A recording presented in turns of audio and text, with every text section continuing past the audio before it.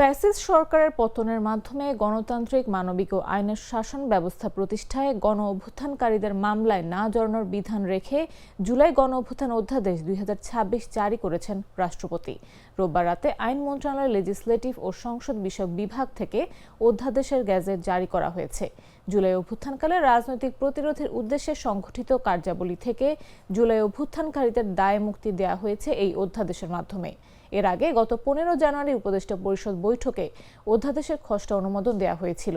অধ্যাদেশে বলা হয়েছে, জুলাই গণ অভ্যুত্থানে অংশগ্রহণের কারণে গণ অভ্যুত্থানকারীদের বিরুদ্ধে দায়ের করা সব দেওয়ানি বা ফৌজদারি মামলা, অভিযোগ বা কার্যধারা বিধান অনুযায়ী প্রত্যাহার করা হবে।